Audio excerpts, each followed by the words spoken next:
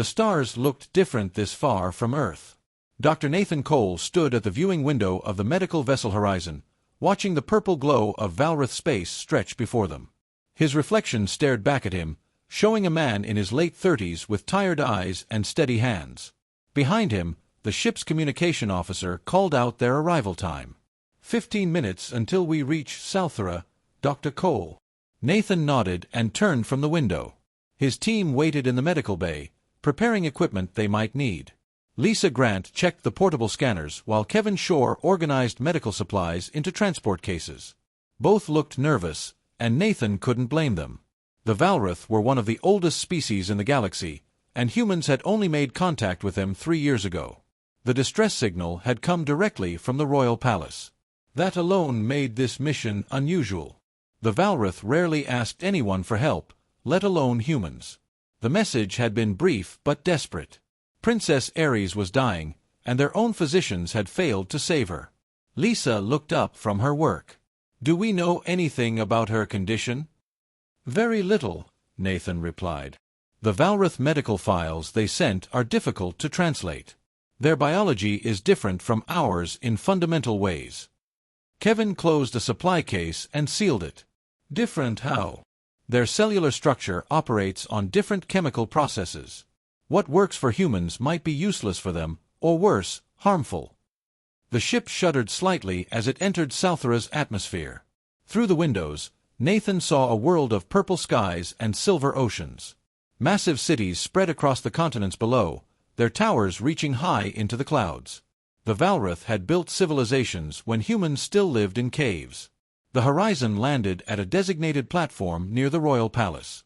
The structure dominated the skyline, a massive complex of crystal and metal that seemed to grow from the ground itself.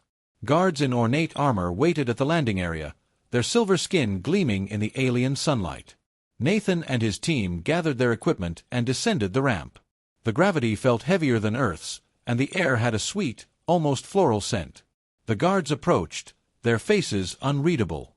They stood at least 7 feet tall, with elongated limbs and large, dark eyes that seemed to see everything.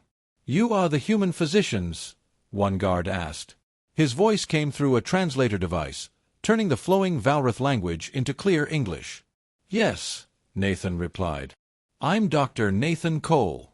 This is Nurse Lisa Grant and biologist Kevin Shore." The guard gestured toward a waiting transport vehicle. "Come. The king awaits you. The princess does not have much time." They rode through the palace grounds in silence. Nathan watched the architecture pass by, marveling at the intricate designs and impossible angles. Everything about Valrath culture spoke of age and refinement. It made him feel small and inadequate. The transport stopped at a grand entrance.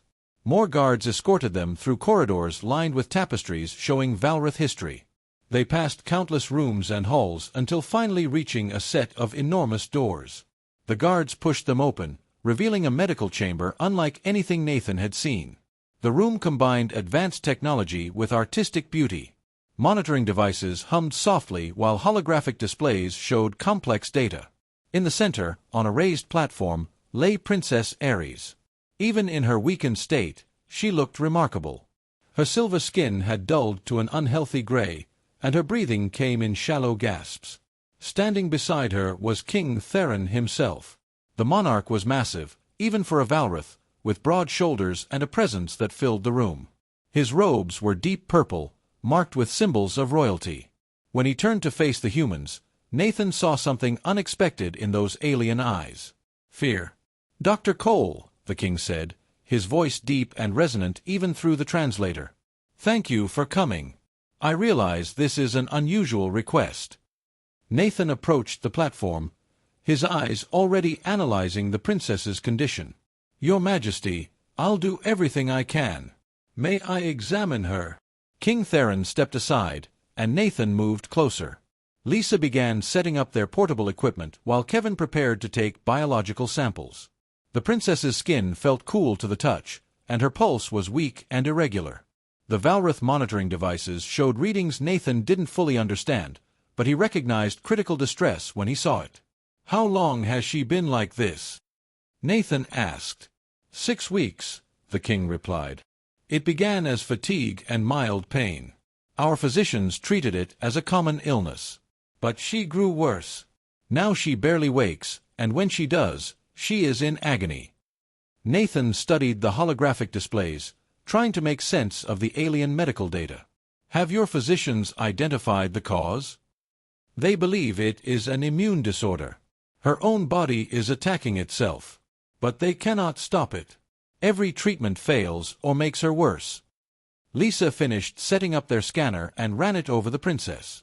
The device translated Valrath biology into terms Nathan understood. What he saw made his heart sink. The princess's immune system was in complete chaos, attacking healthy tissue throughout her body.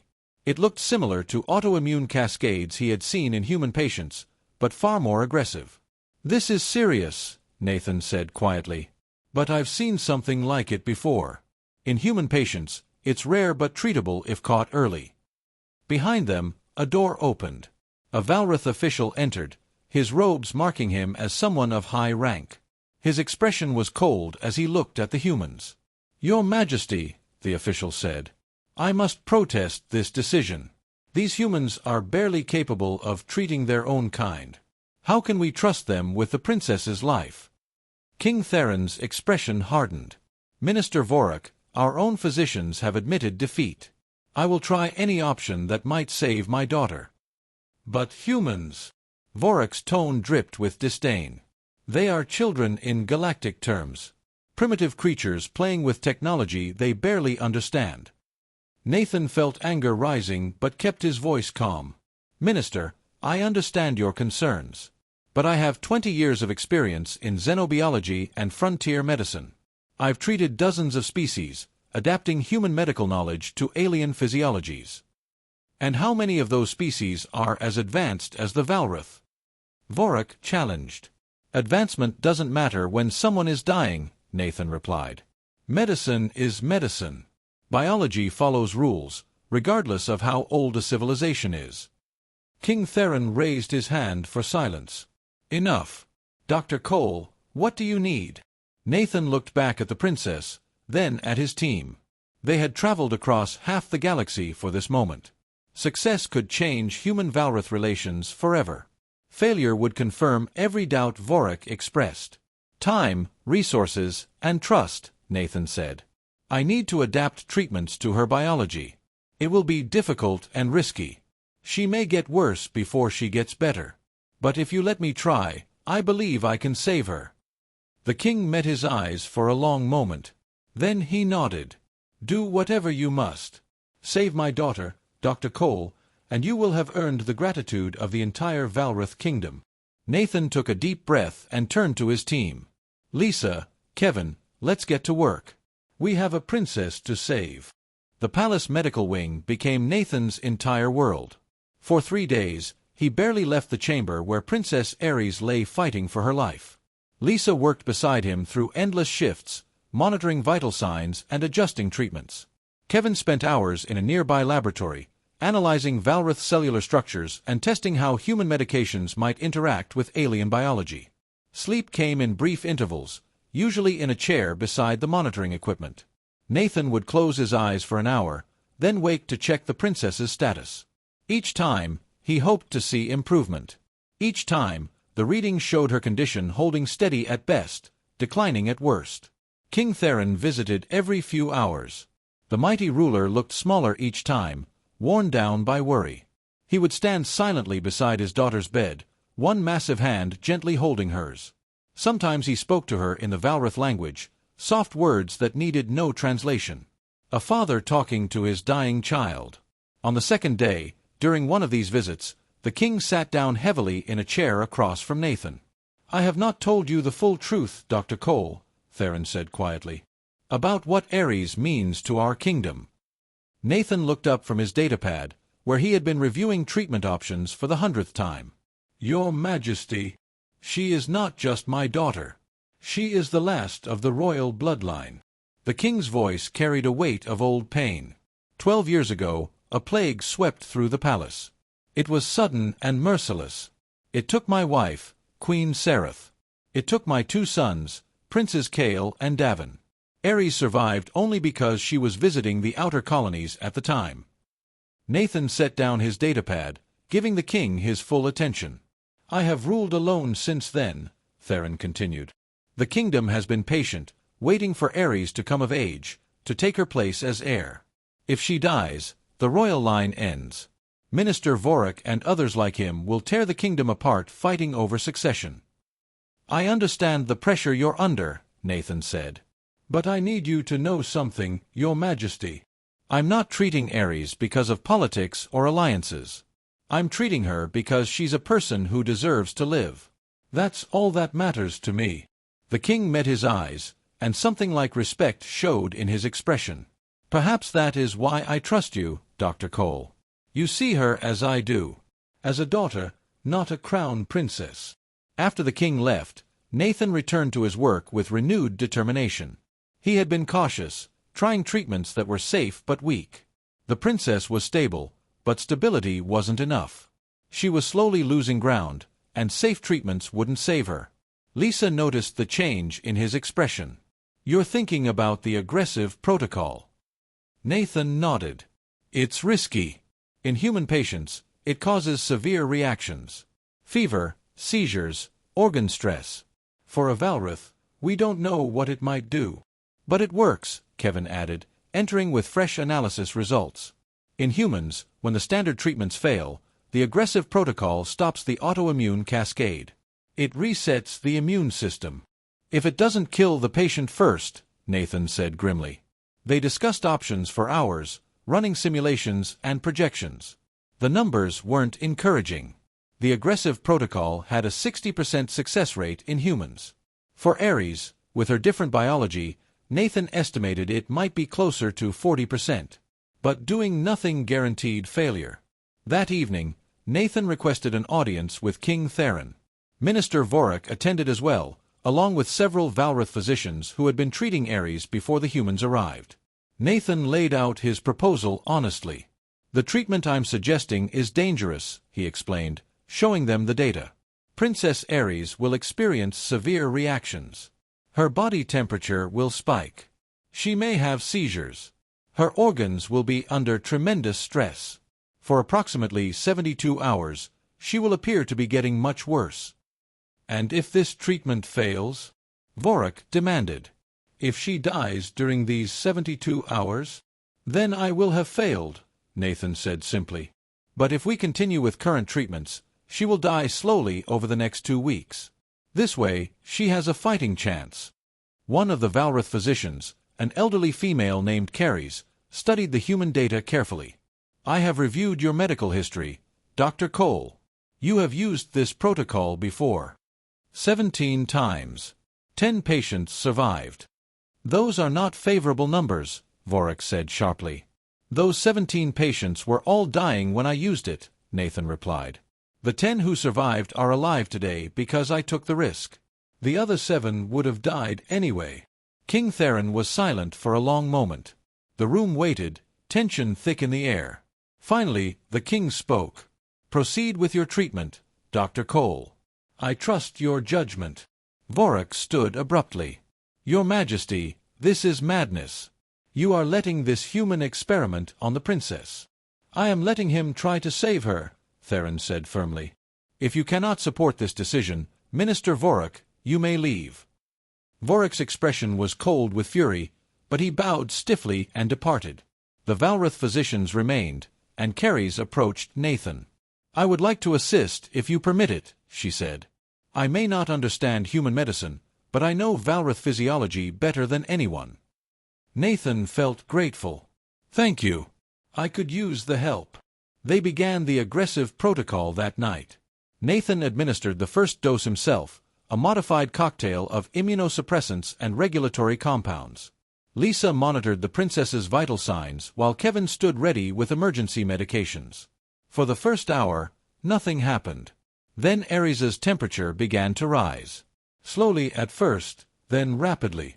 Her body started shaking, and alarms sounded from the monitoring equipment. Nathan had expected this, but seeing it happen to the alien princess was still frightening. Temperature is reaching critical levels, Lisa called out. Cooling protocols, Nathan ordered. But don't bring it down too fast. Her body needs to burn through the inflammatory response. Through the night, they fought to keep Ares alive. Her temperature peaked at dangerous levels. Seizures racked her body, so severe that Ceres wept openly watching it. King Theron stood at the doorway, forbidden by Nathan to come closer in case they needed to work quickly. By dawn, Ares lay still, her body exhausted. But she was alive. The first critical phase had passed. Her immune markers are changing, Kevin reported, studying the blood work.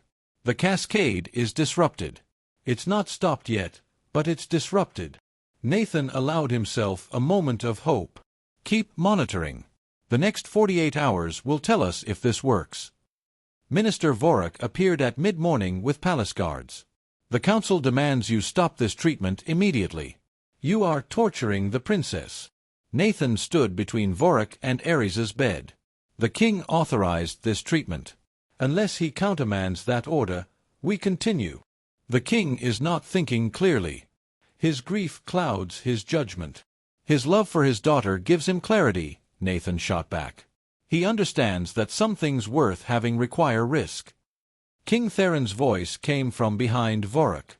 The doctor continues. That is my final word, Minister. Vorak left, and Nathan returned to his patient. The second day was worse than the first. Ares's body fought the treatment and the disease simultaneously. There were moments when Nathan thought he had made a terrible mistake, that he had killed her with his arrogance. But Lisa kept encouraging him. Look at the immune markers. They're stabilizing. Kevin confirmed it. The cascade is slowing. The treatment is working.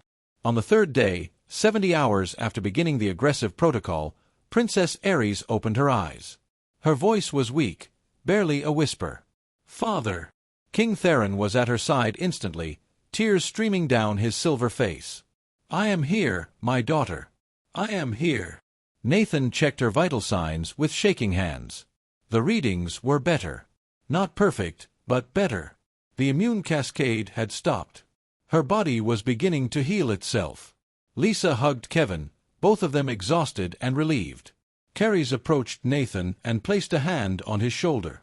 You did it, human doctor. You saved her.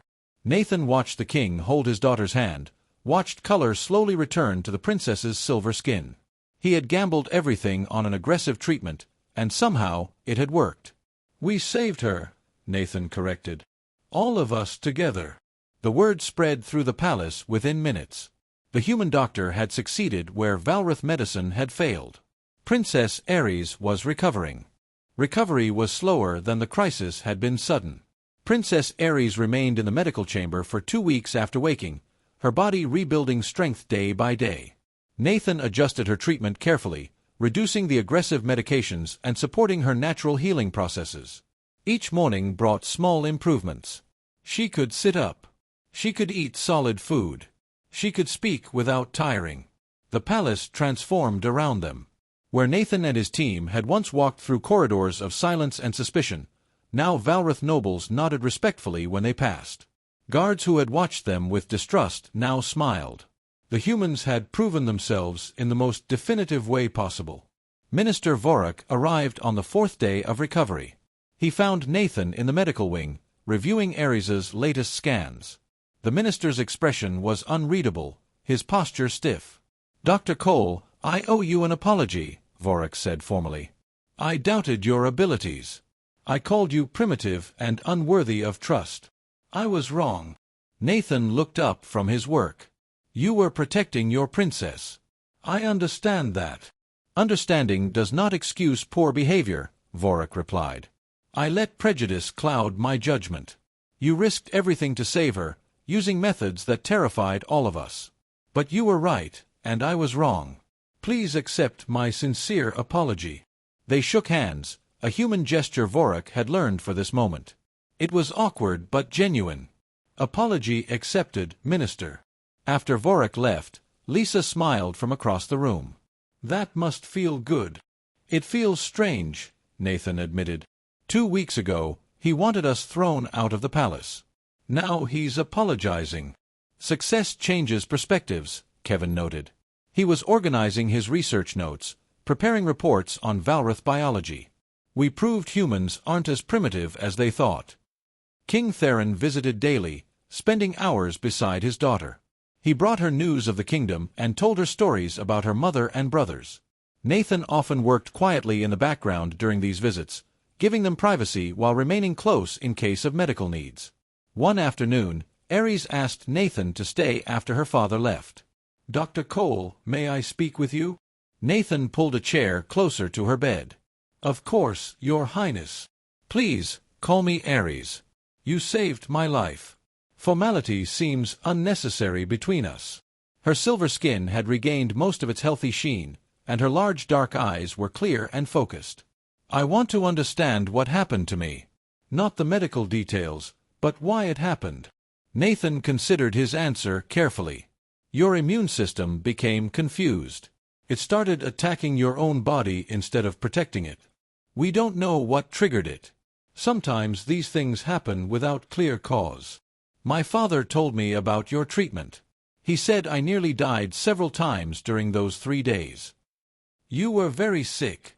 The treatment was aggressive because we were running out of time." Ares looked at him with an intensity that was uncomfortable. "You could have done nothing. Let me die peacefully instead of putting me through that suffering. Why did you fight so hard?" "Because you're young and you deserved a chance to live," Nathan said simply. "Because your father loves you. Because giving up felt wrong." "The Valrath are taught that we are superior to younger species," Ares said quietly. "That humans are primitive creatures who stumbled into space travel by accident. Yet here you are, having saved my life with that primitive human medicine. It makes me question what else we have been wrong about." "All species have strengths and weaknesses," Nathan replied. "The Valrath have technology and knowledge that humans won't achieve for centuries. But sometimes a fresh perspective helps. Sometimes being primitive means we're willing to try things you wouldn't consider." Ares smiled, the first real smile Nathan had seen from her. "I like that. A diplomatic answer that is also honest." Over the following days, their conversations continued. Ares was curious about Earth, about human culture and history. Nathan told her about cities and oceans, about music and art, about the messy, chaotic way humans approached life. In return, she taught him about Valrath philosophy and the weight of being royal. "I never wanted to be the sole heir," she admitted one evening. "I loved my brothers. Cale was funny and brave. Davin was quiet but incredibly kind. When they died, I lost my family and gained a kingdom's worth of responsibility." "Your father carries that burden with you," Nathan said. "I know. But I see how tired he is. How much he has sacrificed to keep the kingdom stable while I grew up. Now I am of age, and I was supposed to start taking on duties. Instead, I almost died and proved how fragile our future really is." "You didn't almost die because you were weak. You got sick. It happens to everyone, regardless of how strong they are." Ares looked thoughtful. "Will you stay?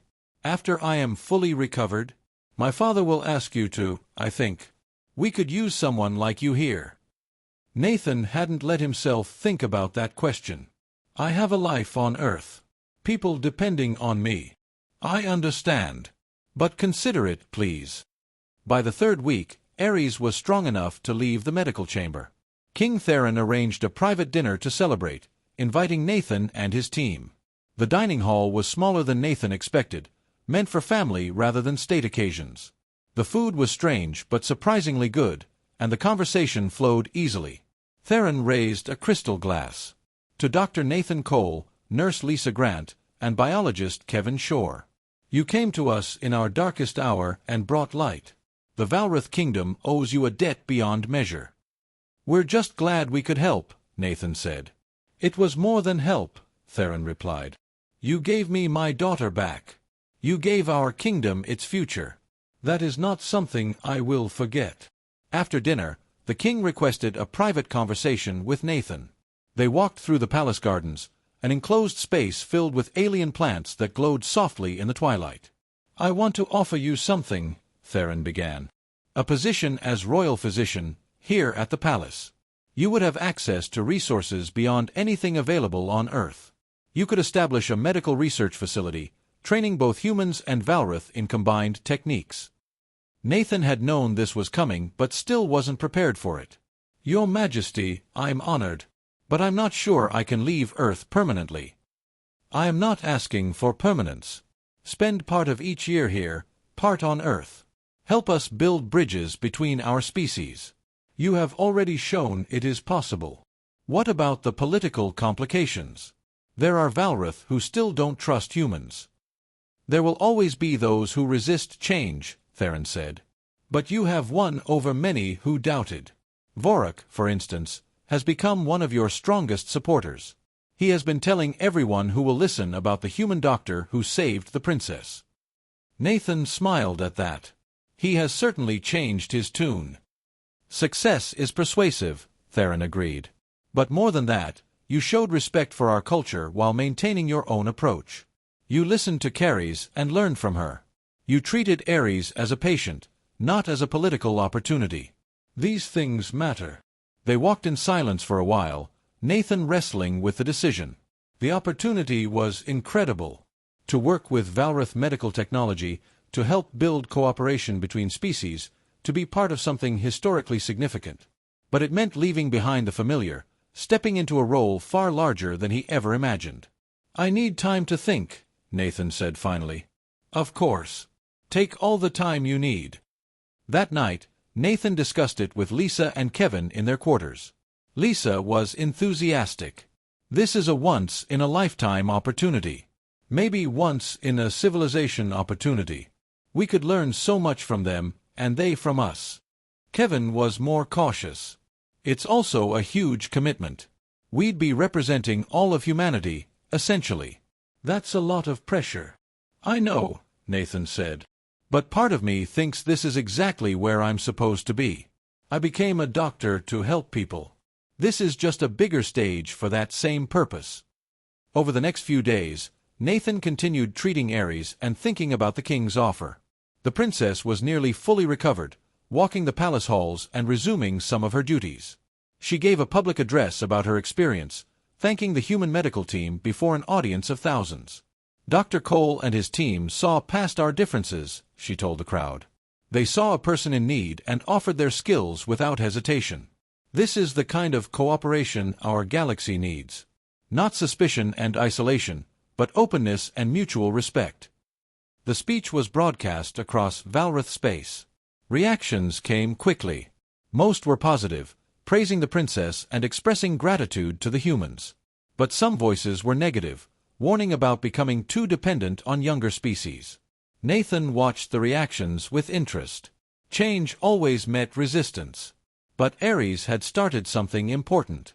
She had given the Valrath people a reason to reconsider their assumptions about humanity. On his last scheduled day at the palace, before returning to the horizon, Nathan made his decision. He found King Theron in the throne room, reviewing diplomatic communications. "Your Majesty, I've thought about your offer." Theron set aside his work immediately. "And I accept, with some conditions. I need to return to Earth first, settle my affairs, and say proper goodbyes. Then I'll come back for 6 months at a time, returning home for the other 6 months each year."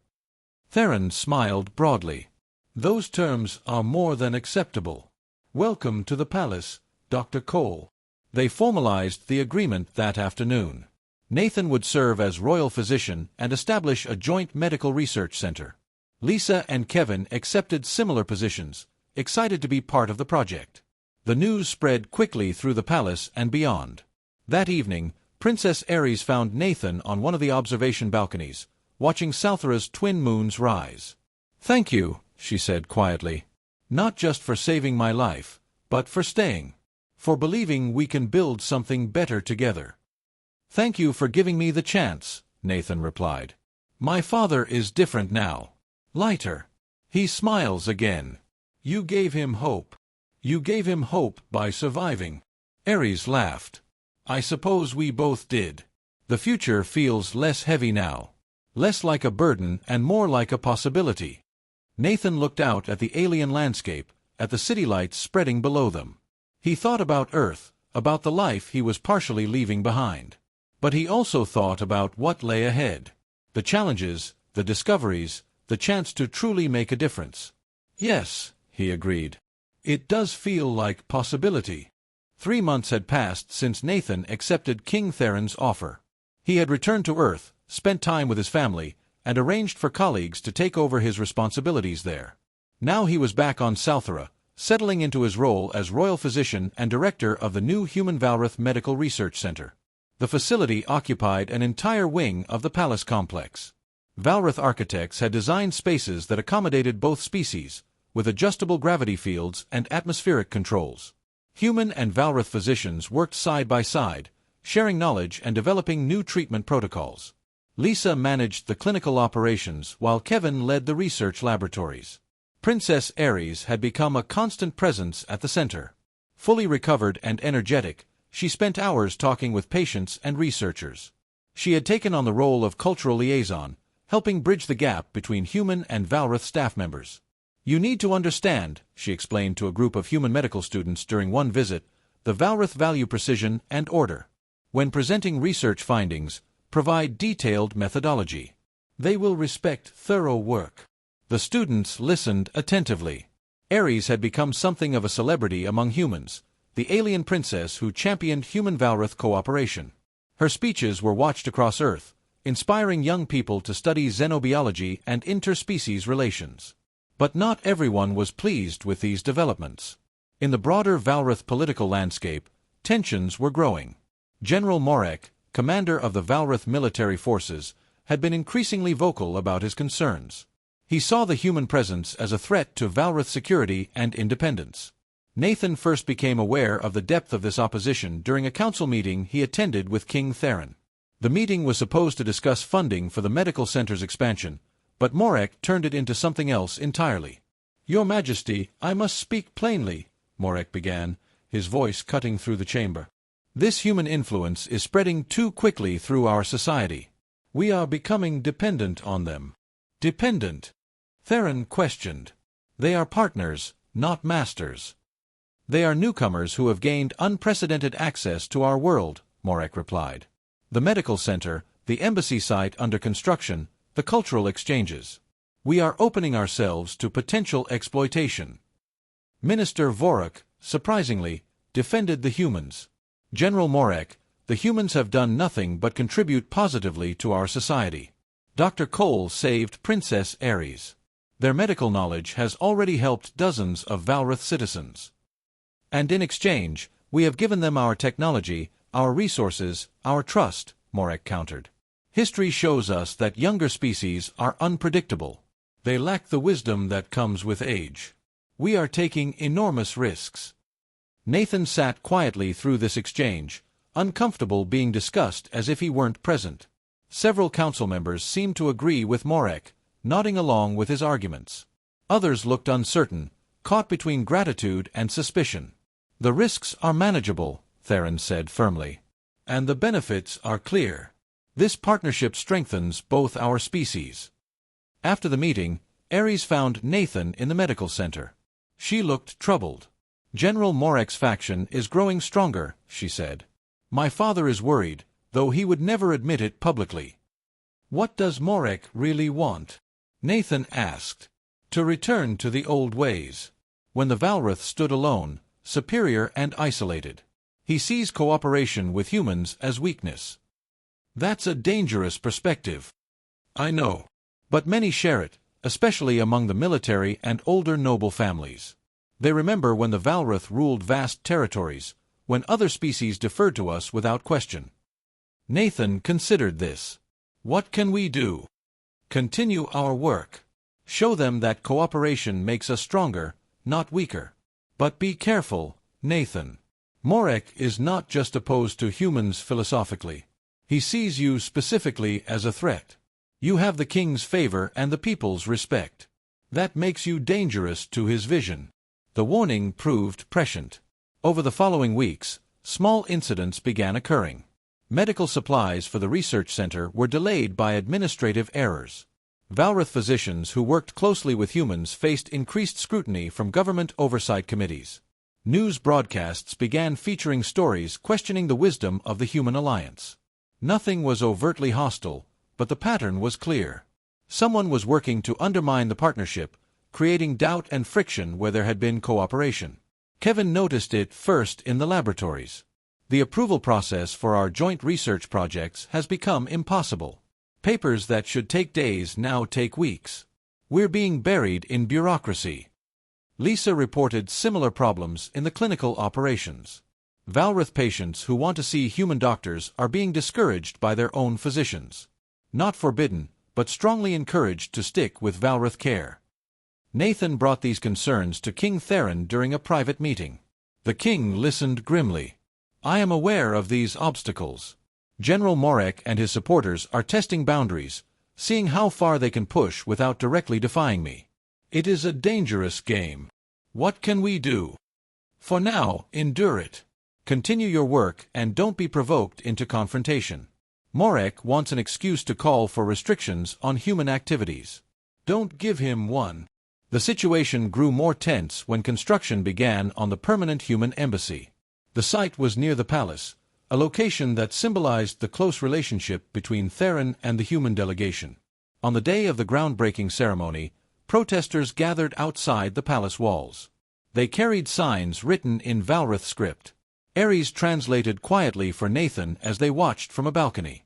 They say the embassy is too close to the seat of power. That humans are manipulating the king.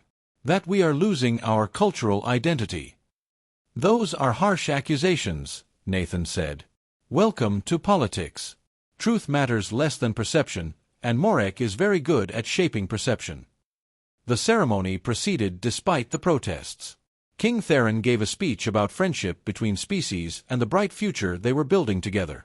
Ares spoke as well, her words passionate and sincere. But Nathan noticed how many Valrith in the audience seemed unmoved, their expressions skeptical or hostile. That night, Lisa expressed concerns over dinner. I'm starting to feel unwelcome here. Not from everyone, but from enough people that it's noticeable. Cold stares in the corridors. Conversations that stop when I enter a room. Kevin nodded. I feel it too. Like we're being tolerated rather than welcomed. Nathan understood their worry. He felt it himself. King Theron and Princess Ares are firmly on our side. That counts for a lot. But yes, opposition is growing. We need to be careful. Maybe we should consider reducing our presence, Lisa suggested. Not leaving, but being less visible. Let things cool down. That would be exactly what Morek wants, Ares said, entering the room unexpectedly. Sorry for interrupting. I couldn't help overhearing. If you reduce your presence, it will look like you're backing down.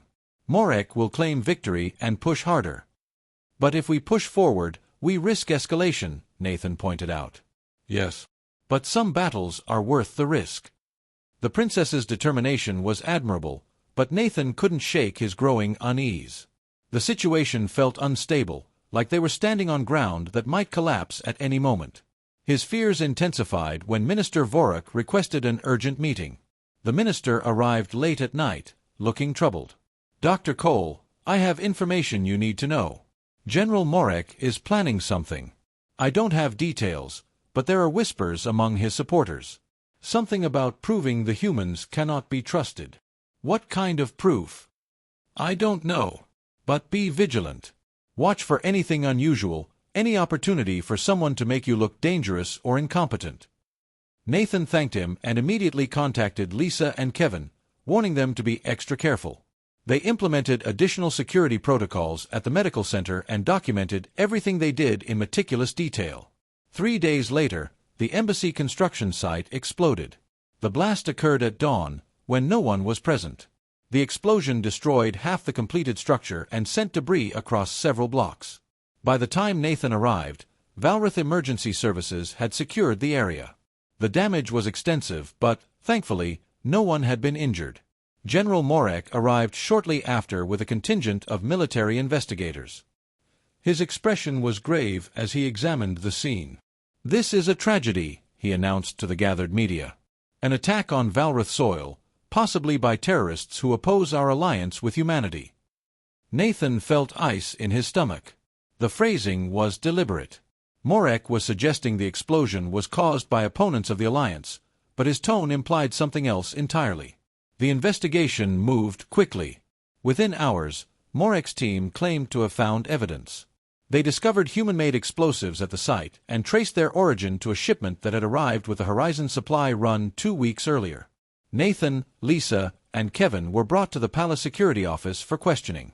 The atmosphere was hostile, and the questions were aggressive. "Did you bring explosive materials to Southra?" the interrogator demanded. "Of course not," Nathan replied. "We brought medical supplies and research equipment. Everything was documented and inspected. Yet human explosives destroyed the embassy site. Then someone planted them to frame us." The interrogator's expression was cold. "That is a serious accusation. Do you have proof? Do you have proof we're guilty? Beyond finding explosives that anyone could have obtained." The questioning went on for hours. Finally, they were released but forbidden to leave the palace grounds. King Theron arrived at their quarters later that evening, his expression dark with anger. "This is Morek's doing. He orchestrated this to turn opinion against you. Can you prove it?" Nathan asked. "Not yet. But Ares is investigating. She doesn't believe you're responsible, and neither do I. What happens if she can't find proof?" Theron's silence was answer enough. Without evidence, the damage was done. Public opinion would turn against the humans. The alliance would collapse under suspicion and fear. That night, lying awake in his quarters, Nathan realized how carefully Morek had planned this. The general hadn't just attacked the embassy. He had attacked the entire foundation of trust between humans and Valrath. And he had done it in a way that seemed almost plausible. The future that had felt so bright 3 months ago now seemed uncertain and fragile. Everything they had built together was at risk of crumbling, destroyed not by honest disagreement but by deliberate sabotage and manufactured fear. The palace felt like a prison. Nathan and his team remained confined to their quarters while the investigation continued. News broadcasts showed endless speculation about the embassy explosion. Some commentators defended the humans, but more suggested they had either caused the attack themselves or brought dangerous elements to Southra. General Morek appeared frequently on these broadcasts, his voice calm and reasonable as he questioned whether humans could be trusted with unsupervised access to Valrath space. "He's winning the information war," Kevin said, watching another broadcast. "Even if we're cleared, the damage to the Alliance might be permanent." Lisa paced the room. "There has to be something we can do. We can't just sit here while Morek destroys everything." Nathan understood their frustration. He felt it too. But King Theron had been clear. They needed to stay out of sight while Ares conducted her investigation. Any action they took now could be twisted into further evidence against them. Princess Ares worked with focused determination.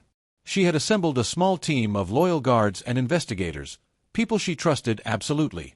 They examined the explosion site carefully, looking for anything Morek's investigators might have missed or deliberately ignored. On the 3rd day of confinement, Ares visited the humans in their quarters.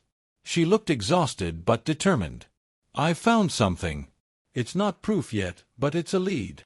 She explained that her team had discovered traces of a specialized timer device in the wreckage. The device was Valrath military technology, not something humans would have access to. More importantly, the specific model was restricted to high-ranking military personnel. "Morek would have access to these devices," Nathan said. "Yes. But so would several other generals and commanders. It's not enough to accuse him directly. What else do you need?" "I need to find who actually planted the explosives.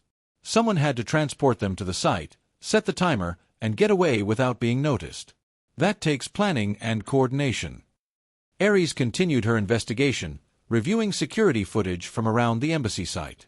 The area had been under construction, so there were gaps in coverage, but she was methodical. She interviewed workers, examined delivery logs, and traced every person who had visited the site in the week before the explosion. Meanwhile, Minister Vorok worked behind the scenes to slow down Morek's political momentum. He couldn't stop the general completely, but he could delay votes and raise procedural questions. It bought time, but not much. On the 5th day, Ares made her breakthrough. One of her investigators found security footage from a nearby commercial building. The angle showed part of the embassy construction site. In the footage, two Valrith in maintenance uniforms entered the site late at night, 3 days before the explosion. They carried equipment cases and left 40 minutes later without the cases. "We need to identify these two," Ares told her team. They enhanced the images as much as possible and distributed them through trusted contacts. Within hours, one of the palace staff recognized one of the figures. He was a junior officer in Morek's military command, a logistics specialist named Vorin. Ares moved quickly. With her father's authority, she had Vorin brought in for questioning before Morek could be warned. The young officer was nervous, sweating under the intense scrutiny of the princess and her guards. "Tell me about the night you visited the embassy construction site," Ares demanded. "I don't know what you're talking about, Your Highness." She showed him the security footage. His expression fell. "You can tell me the truth now, or you can face charges of treason along with whoever ordered you to plant those explosives. Which would you prefer?" Vorin broke quickly. He had been following orders from his superior officer, Commander Kelnis, one of Morek's closest advisors. Kelnis had told him it was a security test, that they were checking the site's vulnerability. Vorin hadn't known the explosives were real until he saw the news about the blast. Where did the explosives come from? Ares pressed. Commander Kelnis provided them. He said they were captured from a smuggling operation. Human-made materials confiscated during a raid. That explained how Morek's people had obtained human explosives. They had likely been held in military storage for months, waiting for the right opportunity to be used. The entire operation had been planned well in advance. Ares took this information to her father immediately. King Theron listened with a face like stone, his anger carefully controlled. "Bring me Commander Kelnis." "No." Kelnis was arrested within the hour. Faced with Vorin's testimony and the evidence Ares had compiled, he tried to deny everything. But Ares had been thorough. She had communications logs showing Kelnis receiving orders from someone using an encrypted channel. She had financial records showing unusual transfers into Kelnis's accounts. She had witness statements from other soldiers who had noticed Kelnis acting strangely in the days before the explosion. "Who gave you the orders?" King Theron demanded. Kelnis remained silent, but his loyalty was cracking. Ares pressed harder, offering him a chance to cooperate in exchange for reduced charges. Finally, Kelnis spoke. "General Morek. He planned everything. He wanted to destroy the human alliance before it became too strong to break." The revelation spread through the palace like fire. King Theron called an emergency session of the Royal Council. General Morek arrived expecting to push for restrictions on human activities. Instead, he found himself facing accusations of treason. The council chamber was packed. Nathan, Lisa, and Kevin were brought in to observe. Minister Vorik stood beside the king, his expression grim but satisfied. Princess Ares presented the evidence methodically, building an undeniable case. Morek attempted to deflect. "This is fabricated. The princess is so enamored with humans that she has invented a conspiracy to protect them." "Then explain the communications logs," Ares replied calmly. "Explain the military explosives. Explain why your own officer has confessed to following your orders. Kelnis is lying to save himself. Then explain the financial transfers. The altered duty rosters that placed your people near the embassy site. The deletion of security footage from military observation posts that would have shown the entire operation." Each piece of evidence was damning. Morek's supporters on the council began shifting uncomfortably. They had followed the general's lead, believing his concerns about humans were legitimate. Now they realized they had been used as tools in a conspiracy. King Theron's voice was ice. "General Morek, you have betrayed your oath and endangered our kingdom. You attempted to frame innocent humans for terrorism to serve your political agenda. What do you have to say for yourself?" Morek's composure finally broke. "I was protecting the Valrith. You are weakening us with this human obsession. We are a great civilization, and you would have us kowtow to primitive creatures who discovered space travel yesterday." "The humans saved my daughter's life," Theron replied. "They have brought knowledge and friendship. You brought lies and violence. I brought reality. In 10 years, these humans will be everywhere, their influence spreading, their culture replacing ours. I saw the future you are creating, and I acted to prevent it." "You acted as a traitor," Theron said flatly. "Guards, take him into custody." Morek was arrested along with Kelnus and several other conspirators. The council voted unanimously to remove him from command and begin formal treason proceedings. The truth of the embassy bombing was released to the public within hours. The reaction was swift. Valrith citizens who had been manipulated by Morek's propaganda felt betrayed. Support for the Human Alliance actually increased as people realized how far the general had gone to destroy it. Protests that had been against humans now turned against Morek and his followers. That evening, King Theron held a public ceremony in the Grand Hall. Nathan, Lisa, and Kevin were invited to stand beside the throne as the king addressed his people. "The humans were falsely accused of a terrible crime," Theron announced. "They have shown remarkable dignity in the face of these accusations, trusting in our justice system to reveal the truth. Today, I reaffirm our alliance with humanity. The embassy will be rebuilt, stronger than before. Our partnership will continue and grow." The hall erupted in applause. Nathan felt relief wash over him, mixed with residual tension. They had come so close to disaster. After the ceremony, Princess Ares found Nathan on a balcony overlooking the city. Construction lights already glowed at the embassy site, where crews had begun clearing debris. "Thank you," Nathan said, "for believing in us. For fighting when it would have been easier to accept Morek's narrative."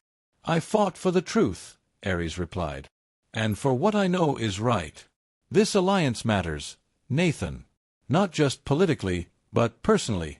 You showed me that wisdom comes in many forms, that age and advancement aren't the only measures of worth."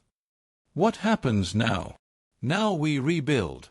The embassy, the relationships, the trust. It won't be easy. Morek had supporters, and some of those beliefs will linger. But we've proven something important. We've shown that truth can overcome deception, that friendships can survive trials." Over the following weeks, the situation stabilized. Morek's trial proceeded publicly, with evidence presented clearly for all to see. He was convicted of treason and conspiracy, sentenced to life imprisonment. His closest followers received similar sentences. Others who had simply followed his lead were given opportunities to make amends through public service. The embassy construction resumed with heightened security and public support. Valrith workers took pride in the project, seeing it as a symbol of their kingdom's commitment to cooperation. The design was modified to incorporate more Valrith architectural elements, making it truly a joint creation. Minister Vorak became one of the strongest voices for the alliance. His transformation from skeptic to supporter was sincere, and his influence helped sway others who had been uncertain. He worked with Nathan to establish additional medical facilities across Valrith space, bringing human and Valrith healing techniques to communities that needed them. The Medical Research Center flourished. New treatments emerged from the collaboration, helping both species. Human doctors learned Valrith precision and long-term planning. Valrith physicians learned human adaptability and willingness to try unconventional approaches. Together, they achieved breakthroughs neither could have managed alone. Princess Ares took on new responsibilities, serving as the official ambassador to human space. She visited Earth, addressing the United Nations and meeting with world leaders. Her presence there caused excitement similar to what the humans had experienced on Southra. Children wanted to meet the alien princess. Scientists wanted to learn from her. Politicians wanted to discuss partnership opportunities. Nathan split his time between Southra and Earth as agreed, 6 months in each location. It was difficult sometimes, being away from one home while working in another. But both places felt like home now.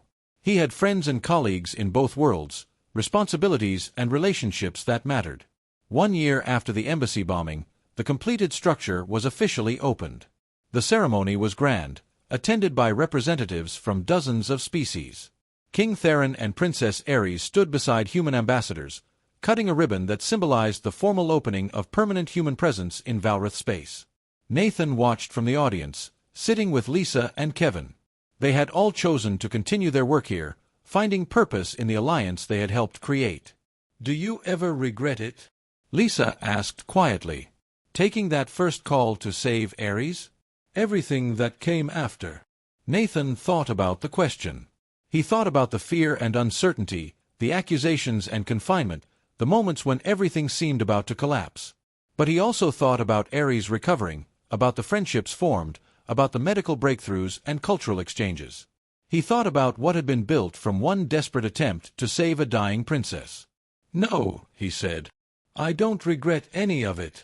Princess Ares approached them after the ceremony, moving through the crowd with practiced grace. She had fully embraced her role as the bridge between species, and she carried it well. "Thank you for being here," she said. "For all of this. None of it would exist without that moment when you chose to try, even when success seemed impossible." "We just did what we're trained to do," Nathan replied. "You did more than that. You saw past the differences and found common ground. You proved that compassion and skill matter more than species or origin. That's not training, Nathan. That's character." King Theron joined them, placing a hand on his daughter's shoulder. "She is right. You gave us more than medical treatment. You gave us hope and partnership. The Valrith Kingdom is stronger for knowing humanity." Nathan looked around at the embassy, at the humans and Valrith mingling freely, at the symbol of cooperation they had all built together. What had started as one dying princess had become something far greater. A bridge between civilizations, built on trust, respect, and the simple act of choosing to help someone in need. "The honor has been ours, Your Majesty," Nathan said. And as the celebration continued around them, as species from across the galaxy gathered to witness this new alliance, Nathan felt the weight of what they had accomplished. One human doctor had saved an alien princess. But in doing so, he had helped save something far more important. He had helped prove that despite all differences, despite suspicions and fears, different species could stand together. They could learn from each other. They could build a future brighter than either could achieve alone.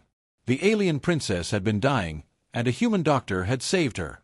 But the real story was what came after. The friendship that bloomed from crisis. The alliance that survived betrayal. The proof that kindness and courage could bridge the vast distances between worlds.